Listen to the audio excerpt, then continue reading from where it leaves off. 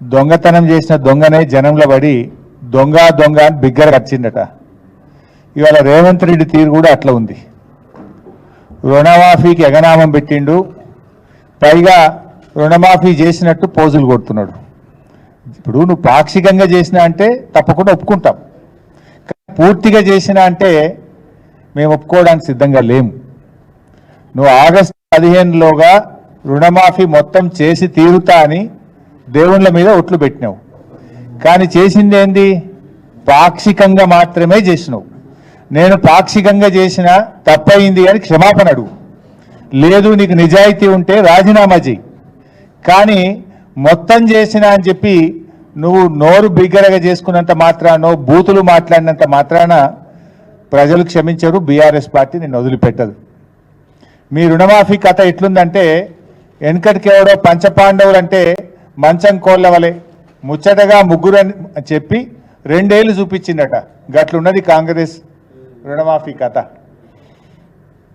Assembly ఎన్నికల సమయంలో December 9వ తేదీనే Sonia Gandhi గారి జన్మదినం రోజు రాష్ట్రంలో 2 లక్షల రుణమాఫీని మొదటి సంతకంతో చేస్తామని ఆ రోజు అసెంబ్లీ ఎన్నికలప్పుడు ఉదరగొట్టిండ్రు.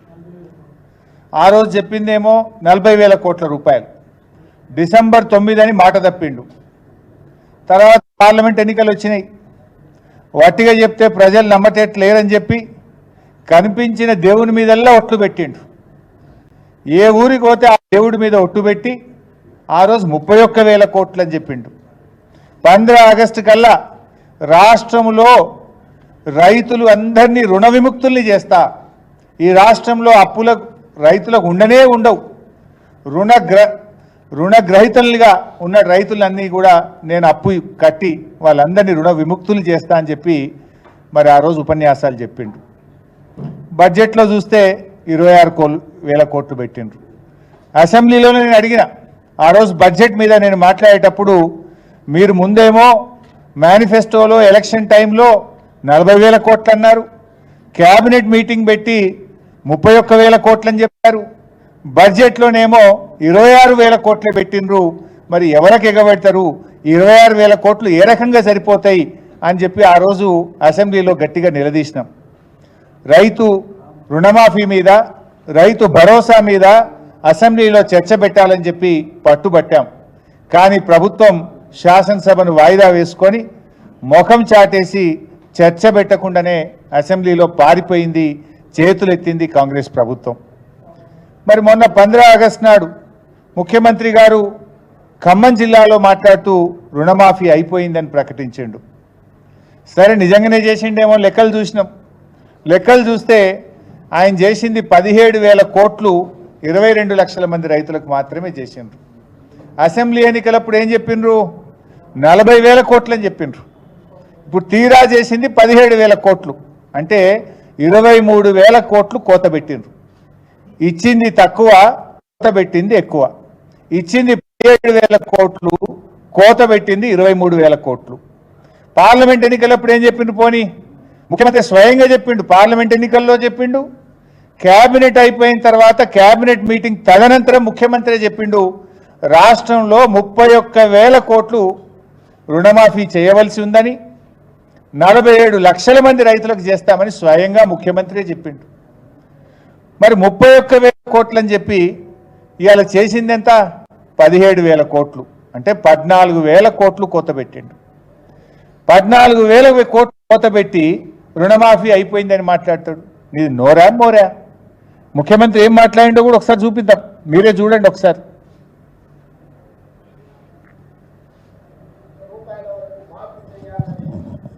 మా మంత్రివర్గంలో మేము నిర్ణయం తీసుకున్నాము, ఈ రుణాలు మాఫీ చేయడానికి దాదాపుగా 31,000 కోట్ల రూపాయలు అవసరం అవుతున్నది. జూలై 18న మొదలు పెడితే ఇవాళ 15 ఆగస్టు, సరిగ్గా 27 రోజుల్లో 18,000 కోట్ల రూపాయలు రైతుల ఖాతాలోకి బదిలీ చేసిన ప్రభుత్వం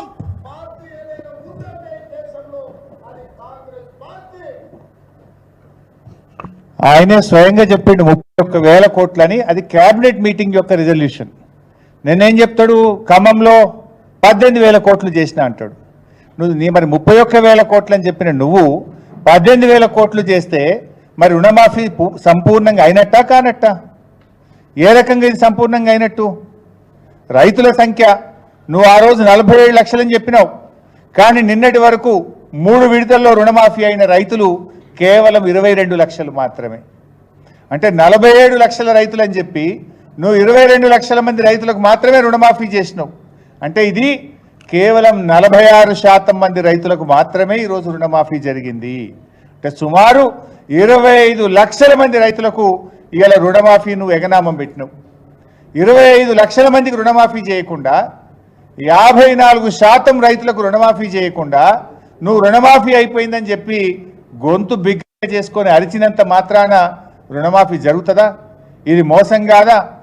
ఇంకా ఈయనేదో గొప్ప పని చేసినట్టు ఈ పాటి పనికి సిగ్గు లేకుండా ఆయన 100 మాదిగలు కలిసి రుణమాఫీ చేసినామని చెప్పి సంకల్పం గుద్దుకుంటున్నారు. వంది మాదిగలు ఇవాళ వంది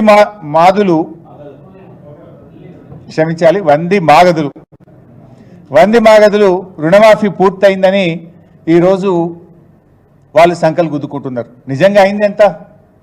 అయింది తక్కువ, కానటువంటి రైతులు ఎక్కువ. 54% మంది రైతులకు రుణమాఫీ కాలేదు. ఇవి నేను చెప్పిన లెక్కలు కాదు, స్వయంగా కేబినెట్ నిర్ణయాలు. కేబినెట్ అయిన తర్వాత ముఖ్యమంత్రే చెప్పిండు ఇది 31,000 కోట్లని 47 లక్షల మంది రైతులకు రుణమాఫీ చేస్తాం ఆగస్టు 15లోగా అన్నారు.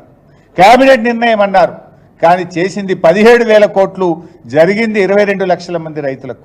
అంటే ఈ ప్రభుత్వం ఇవాళ రుణమాఫీ విషయంలో పూర్తిగా ఫెయిల్ అయిపోయిందని చెప్పి మనం చక్కగా చెప్పుకోవడానికి అవకాశం ఉంది. ఇప్పుడు ఎట్లుందంటే చెప్పటోనికి చెవుడైనా వినటోనికన్నా వివేకం ఉంటుంది కదా.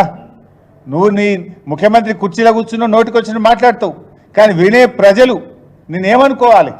ఆ పదవికున్న గౌరవం పోదా? నువ్వు క్యాబినెట్లో చెప్పిందేమో 31,000, 17,000 కోట్లు చేసి రుణమాఫీ చేసిన అంటే ఇది ప్రజలను, రైతులను, ఈ రాష్ట్రాన్ని తప్పుదోవ పట్టించడం తప్ప ఇంకోటి కాదు. అయినా ఇంకో మాట, గతంలో మా ప్రభుత్వం ఉన్నప్పుడు ₹1,00,000 రుణమాఫీ చేస్తే 36 లక్షల మంది రైతులకు రుణమాఫీ జరిగింది. ఆ రోజు 17,000 కోట్లు చేశాం. మరి నువ్వు 2 లక్షలకు రుణమాఫీ చేస్తే సంఖ్య పెరుగుతుందా తగ్గుతుందా? నువ్వు 2 లక్షల రుణమాఫీకి చేస్తే ఇప్పుడు నువ్వు ఎంతమందికి అయిందంటున్నావు? 22 లక్షల మందికి అయిందంటున్నావు. మరి 36 నుంచి 22 అంటే 14 లక్షల మంది తగ్గుతారు ఎక్కడన్నా? మేము ఆనాడు ₹1,00,000 రుణమాఫీ చేస్తే 36 లక్షల మంది రైతులకైంది. మరి 2 లక్షల రుణమాఫీ చేస్తే 22 లక్షల మందికి ఎట్లయితుంది? అంటే 14 లక్షల మంది రైతులకు నువ్వు కోత పెట్టినావు. వాస్తవానికి 36 కంటే పెరగాలి. 1,00,000కు 2 లక్షలకు తేడా ఉంది కదా. మేము ఆనాడు 1,00,000 చేస్తేనే 36 లక్షలు అయితే, నువ్వు 2 లక్షలు చేస్తే ఈ 47 లక్షలు జరగాలి కదా. కానీ 22 లక్షల మందికే చేసినావంటేనే దీంట్లో అర్థమైపోయింది ఎవరిని మభ్యపెడుతున్నావు, ఇవాళ ఏమనుకుంటున్నారు, ఎవరిని మోసం చేస్తున్నారు అనేది చాలా స్పష్టంగా ఈ రాష్ట్ర రైతులందరికీ కూడా అర్థమవుతా ఉంది.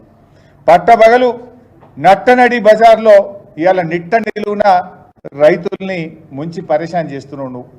నువ్వు నిజంగానే రుణమాఫీ అయిందనుకుంటున్నావా?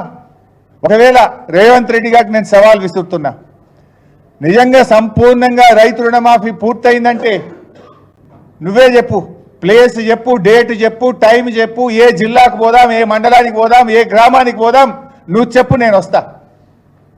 నా నియోజకవర్గానికి వస్తావా, నీ నియోజకవర్గానికి పోదామా, రాష్ట్రంలో ఎక్కడ పోదామో నువ్వే డిసైడ్ చేయి. అక్కడనే పోయి ఆ ఊర్లో రైతులను అడుగుదాం, కుల్లా రుణమాఫీ అయిందో కాలేదో తేల్చేద్దాం. ఊకే నువ్వు నోరున్నది కదా, మైక్ ఉన్నది కదా అని నోటికొచ్చినట్టు మాట్లాడితే రుణమాఫీ కాదు. పోదాంపా, ఏ ఊరికి పోదామా, ఏ ఊర్లో పోయి అడుగుదాం రుణమాఫీ సంపూర్ణంగా అయిందా కాలేదా. నువ్వు చెప్పిన ప్రకారంగా 15 ఆగస్టుకు ఆ గ్రామంలో రైతులందరికీ రుణమాఫీ అయిందా లేదా, మరి అక్కడనే పోయి అడుగుదాం. నేను ఉదాహరణ చెప్తా. ఇవాళ మా జహీరాబాద్ నియోజకవర్గంలో ఏడాకులపల్లి అని ఒక పిఎస్సిఎస్ ఉంటుంది, కోఆపరేటివ్. ఏడాకులపల్లి పిఎస్సిఎస్లో చూస్తే అక్కడ ఉన్నటువంటి రుణమాఫీకి అర్హులైనటువంటి రైతులు 487. 3 విడతల్లో రుణమాఫీ ఎందరికి అయిందంటే 192 మందికి, సగం కూడా కాలే. కావలసిన డబ్బు 6 కోట్లు అయింది, 1,38,00,000. ఇది రుణమాఫీ అయినట్ట.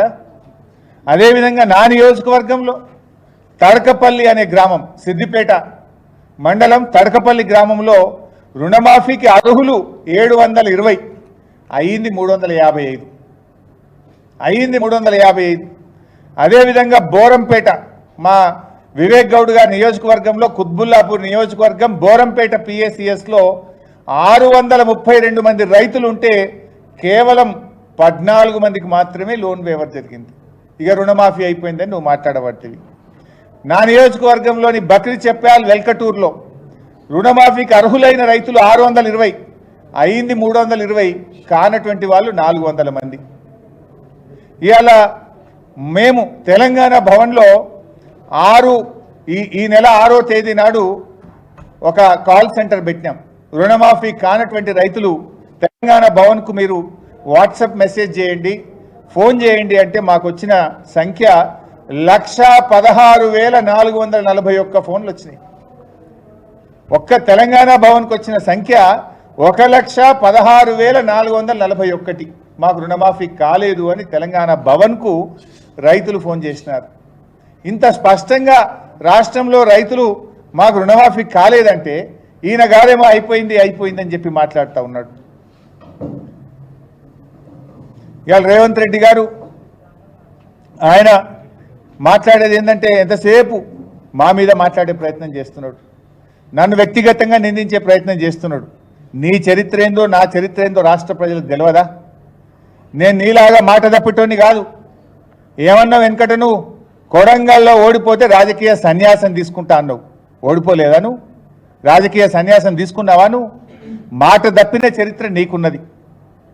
కానీ అదే మేము మాట మీద నిలబడ్డ చరిత్ర, తెలంగాణ ఉద్యమం నుంచి వచ్చినటువంటి వాళ్ళం, ప్రజల కోసం తెలంగాణ రాష్ట్రం కోసం 2 సార్లు ఎమ్మెల్యే పదవికి, ఒకసారి రాష్ట్ర మంత్రి పదవికి మా నాయకుడు కేసీఆర్ చెప్తే రాజీనామా చేసిన చరిత్ర నాకు మా పార్టీకి ఉన్నది. నువ్వేమో చంద్రబాబు సంకల జొర్రి రైఫిల్ పట్టుకొని ఆనాడు తెలంగాణ ప్రజల మీదకి బయలుదేరిన చరిత్ర నీది. అదే తెలంగాణ ప్రజల కోసం రాజీనామా చేసిన చరిత్ర నాది. ఇవాళ రుణమాఫీ చేసిన రాజీనామా చేయని రంకెలేస్తున్నావు రేవంత్ రెడ్డి గారు. నేను నీకు స్పష్టంగా ఆ రోజు నా సవాల్, మీరందరూ కూడా మీరే సాక్ష్యం, గన్ పార్కులో అసెంబ్లీ ముందు అమరవీరుల స్తూపం దగ్గర నేను చాలా స్పష్టంగా చెప్పిన ఆ రోజు కావాలంటే రిజిగ్నేషన్ లెటర్ కూడా ఆ రోజు ఇచ్చిన కాపీ మీ అందరి దగ్గర ఉంది, మళ్ళీ కూడా ఇస్తా మీకు. ఆ రోజు చాలా స్పష్టంగా చెప్పిన 15 ఆగస్టు లోపు రుణమాఫీ సంపూర్ణంగా చేయాలని, 6 గ్యారంటీల్లో ఉన్న 13 హామీలను సంపూర్ణంగా చేయండి, నేను నా పదవి వదులుకోవడానికి సిద్ధంగా ఉన్నా అని చెప్పిన. రాష్ట్ర ప్రజల కంటే రైతుల కంటే నా పదవి నాకు ముఖ్యం కాదు అని చెప్పిన. కానీ జరిగిందేంది? 6 గ్యారంటీల సంగతి పక్కన పెట్టు, రుణమాఫీని కూడా నువ్వు పూర్తిగా చేయలేదు, అడ్డంగా దొరికిపోయినావు నువ్వు. నేను అనుకున్నట్లే రుణమాఫీ పేరిట రైతుల నెత్తిన కాంగ్రెస్ టోపీ పెట్టిండు రేవంత్ రెడ్డి గారు. ఇది కవర్ చేసుకోవడానికి, తన డొల్లతనాన్ని, తన ఫెయిల్యూర్ను కవర్ చేసుకోవడానికి ముఖ్యమంత్రి గారి పదవి, ఆ పదవి యొక్క స్థాయిని దిగజార్చే విధంగా రోత ప్రచారం మొదలుపెట్టిండు. అధికారంలోకి వచ్చింది, మేము 2 లక్షల రుణమాఫీ చేస్తామని చెప్పిండ్రు. మీరు ఆనాడు ఎలక్షన్లలో కూడా రెచ్చగొట్టిండ్రు, పోండి తొందరగా అప్పులు తెచ్చుకోండి, మేము అధికారంలో రాగానే 2 లక్షల రుణమాఫీ చేస్తామన్నారు.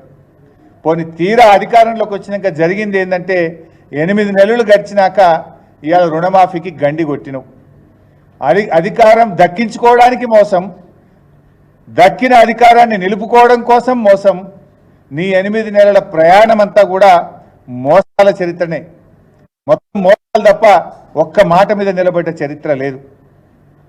అదే బీఆర్ఎస్ పార్టీ ఆ రోజు మేము మా 9.5 ఏళ్ల పాలనలో రైతు బంధు కింద 70,000 కోట్లు రైతులకు నగదు బదిలీ చేశాం. రుణమాఫీ కింద 30,000 కోట్లు రైతులకు అందించాం. మా 9.5 ఏళ్లలో 1,00,000 కోట్ల రూపాయలు నేరుగా రైతులకు అందించిన ప్రభుత్వం ఈరోజు బీఆర్ఎస్ ప్రభుత్వం. నువ్వు మాత్రం ఎన్నికల ప్రచారంలో ఉదరగొట్టి ఇవాళ అధికారంలోకి వచ్చిన తర్వాత ఉసూరు పెంచినటువంటి పరిస్థితి. రైతులకు రైతు భరోసా అన్నావు, రైతు కూలీలకు ఇస్తా అన్నావు, కౌలుదారులకు ఇస్తా అన్నావు, అందరికీ ఎగనామం పెట్టినావు.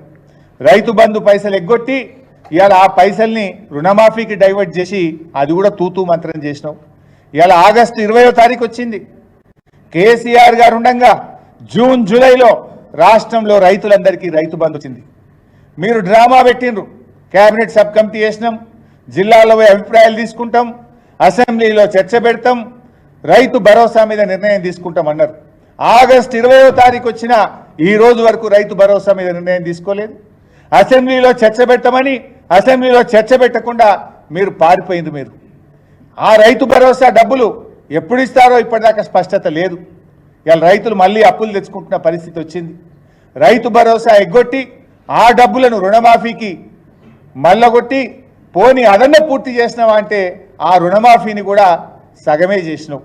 అది ఇంకేదో మొత్తం చేసినట్టు బిల్డప్లు ఇస్తున్నారు. ఈరోజు ఊళ్ళలోకి పోతే రైతులందరూ కూడా కన్నీళ్లు పెట్టుకుంటున్నారు. రుణమాఫీ కోసం కాలేదని చెప్పి అగ్రికల్చర్ ఆఫీసర్ల చుట్టూ బ్యాంకుల చుట్టూ కాళ్ళ చెప్పులు అరిగేదాకా అర్ధరాత్రి పూట కూడా వాన పడుతుంటే రాత్రిపూట కూడా బ్యాంకు మెట్ల మీద పడిగాపులు కాస్తున్న పరిస్థితి ఉన్నది. ఇలా ఓపిక నశించి బ్యాంకుల ముందు ధర్నాలు, వివిధ జిల్లాల్లో రాస్తా రోకోలు ఇవాళ జరుగుతున్న విషయం కూడా మీ అందరికీ తెలుసు. ఇవాళ నేను ఒకటే కోరుతున్నా రేవంత్ రెడ్డిని, నిజంగా రుణమాఫీ చేస్తే మీరు శ్వేతపత్రం విడుదల చేయండి. అసలు రుణమాఫీ చేసిండ్రా? ఈ రాష్ట్రంలో అప్పు తీసుకున్న రైతులు ఎందరు? రుణమాఫీ ఎందరికి అయింది? ఎంత డబ్బు రైతుల ఖాతాల్లో బదిలీ అయింది? ఎంతమంది రైతులకు రుణమాఫీ అయింది?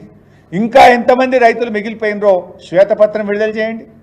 నువ్వు పెట్టినావు కదా అసెంబ్లీలో నీటిపారుదల మీద శ్వేతపత్రం అని, అప్పుల మీద శ్వేతపత్రం పెట్టినావు కదా, రుణమాఫీ మీద శ్వేతపత్రం ఎందుకు విడుదల చేయవు అని నేను అడుగుతా ఉన్నా. రాష్ట్రంలో అర్హులైన రైతులు ఎందరు? నువ్వు రుణమాఫీ ఎందరికి చేసినావు? ఇంకా ఎంతమంది మిగిలిపోయినరు? ఎన్నికల ముందు 40,000 కోట్లంటివి, క్యాబినెట్లో 30,000 కోట్లంటివి, చేసిందేమో 17,000 కోట్లు. 17,000 కోట్లు అన్నది కూడా బోగస్ లెక్కలే. ఇవాళ ఆ 17,000 కోట్లు కూడా ఈ రోజుకు రైతుల అకౌంట్లలో పోలేదు. రైతు ఖాతాల్లో పడ్డది ఎన్ని? ఇలా చాలా ఈ 17,000 కోట్లు కూడా రిటర్న్ వస్తూ ఉన్నాయి. ఏది? ఆధార్ కార్డు పాస్బుక్ మ్యాచ్ కాలేదని, రేషన్ కార్డు లేదని, నువ్వు వేసిన 17,000 కోట్లలో కూడా చాలా బయటకు వచ్చినాయి. దమ్ముంటే, నీతి నిజాయితీ ఉంటే శ్వేతపత్రం విడుదల చేయాలని నేను ముఖ్యమంత్రిని డిమాండ్ చేస్తా ఉన్నా. అసలు ఈరోజు రాష్ట్రంలో ఉన్న రైతులు ఎందరు? అప్పున్న వాళ్ళు ఎందరు? ఎందరికి రుణమాఫీ అయింది? ఎంత డబ్బు రైతుల ఖాతాల్లో జమ అయింది? ఇంకా ఎంత డబ్బు రైతులకు ఇవ్వాలనో శ్వేతపత్రం విడుదల చేయాలని చెప్పి తెలంగాణ రైతాంగం పక్షాన నేను ఈ ప్రభుత్వాన్ని డిమాండ్ చేస్తా ఉన్నా.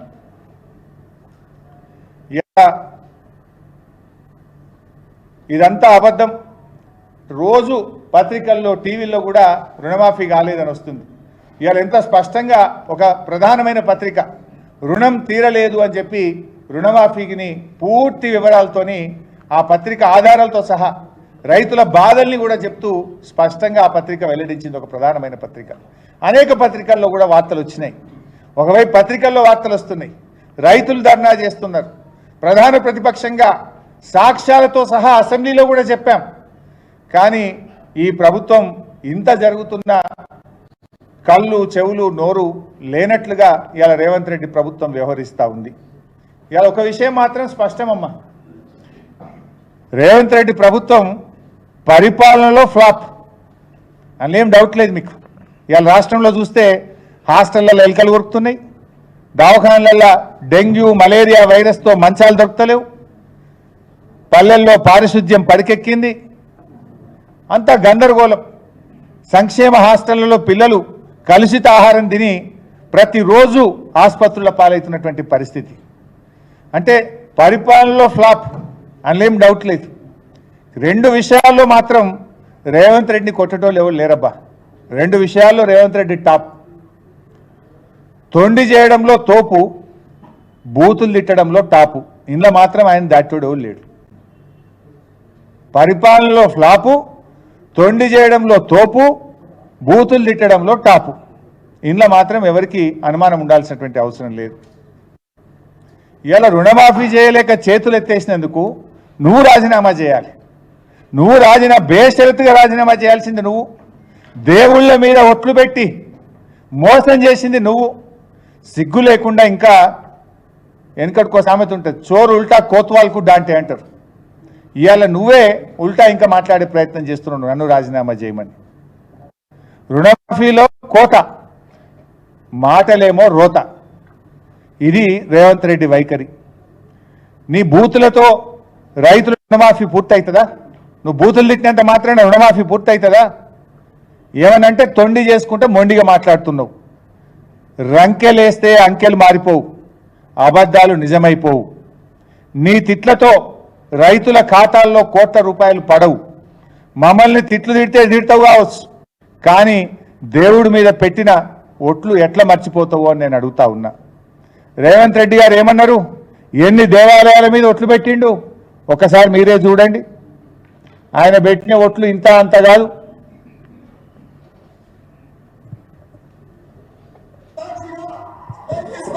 గుడి సాక్షిగా, జోగులాంబ సాక్షిగా, ఆసన సరస్వతి మందిరం మీద ఒట్టే చెప్తున్నా, కొమరవెల్లి మల్లన్న సాక్షిగా, జూబ్లీస్ లో ఉన్న పెద్దమ్మ సాక్షి, కొరమూర్తి స్వామి సాక్షిగా, ఆమె సుతులగుట్ట సాక్షిగా, అనంతగిరి కొండల్లో ఉన్న పద్మనాభుడి సాక్షిగా, యాదగిరి గుట్ట లక్ష్మీ నరసింహ సాక్షిగా, మెదకు చర్చి సాక్షిగా, ఏడుపాయల దుర్గమ్మ సాక్షిగా, చాంగిపీర్ల దగ్గర సాక్షిగా, సేవల సాక్షిగా, బావోజీ సాక్షిగా, ఆగస్టు లోపల 2 లక్షల రూపాయల రుణమాఫీ చేసి తీరుగా. హిందూ దేవుళ్ళు, ముస్లిం దేవుళ్ళు, క్రైస్తవ దేవుళ్ళు, ఈ రాష్ట్రంలో ఉండే అందరూ దేవుళ్ళ మీద ఒట్లు పెట్టాడు. ఇవాళ రేవంత్ రెడ్డి గారు ఎన్ని దేవాలయాల మీద ఒట్లు పెట్టిండో మీరే విన్నారు. యాదాద్రి లక్ష్మీనరసింహస్వామిగా, రామప్ప దేవాలయ శివుడి సాక్షిగా, సమ్మక్క సారాలమ్మ సాక్షిగా, 1000 స్తంభాల గుడి సాక్షిగా, జోగులాంబ సాక్షిగా, బాసర సరస్వతి సాక్షిగా, జూబ్లీ హిల్స్ పెద్దమ్మ సాక్షిగా, కురుమూర్తి సాక్షిగా, సిద్ధులగుట్ట సాక్షిగా, అనంతగిరి కొండల్లో పద్మనాభుడి సాక్షిగా, పాలమూరు ప్రజల సాక్షిగా, జహాంగీర్ పీర్ దర్గా సాక్షిగా, సేవాలాల్ సాక్షిగా, బాపూజీ సాక్షిగా, మెదక్ చర్చి సాక్షిగా, ఏడుపాయల దుర్గమ్మ సాక్షిగా అంటూ గుడి మీద, చర్చి మీద, మసీదుల మీద పెట్టి 15 ఆగస్టు లోపు రుణమాఫీ పూర్తి చేస్తానని ఎన్నికల్లో వాగ్దానం చేసిండ్రు. ఓడదాటదాకా ఓడమల్లప్ప, ఓడదాటినాక బోడమల్లప్ప. పార్లమెంట్ ఎన్నికలు పూర్తయిపోయినాయి. ఇవాళ చేతులు ఎత్తిండు రేవంత్ రెడ్డి గారు. ఇక్కడ బాధ కలిగేది ఏంటంటే, పాలకుడిగా నువ్వు పాపాలు మూడగట్టుకున్నావు. భయం ఏంటంటే రాష్ట్రానికి ఎక్కడ లత్తగొడుతుందో అని ప్రజలు భయపడుతున్నారు. ఎందుకంటే పాలకులు పాపం చేస్తే మరి రాష్ట్రానికి లత్తగొడుతుంది కదా. నువ్వు ఈ రాష్ట్రాన్ని పరిపాలిస్తున్నావు. రేవంత్ రెడ్డిగా నువ్వు ప్రమాణాలు చేస్తే మాకు ఇబ్బంది లేదు, కానీ రాష్ట్ర ముఖ్యమంత్రిగా ప్రమాణం చేసినవే, దేవుళ్ళను మోసం చేసినావు కదా. రైతులకు తీరని ద్రోహం చేసినావు, దేవుళ్లకు తీవ్రమైన అపచారం చేసినావు. దేవుళ్ళ మీద ఒట్టుపెట్టి మాట తప్పిన పాపం ఊరికే పోదు, అది రాష్ట్రానికి చుట్టుకుంటుందేమో అని దేవుణ్ణి నమ్మే వాళ్ళంతా భయపడతా ఉన్నారు.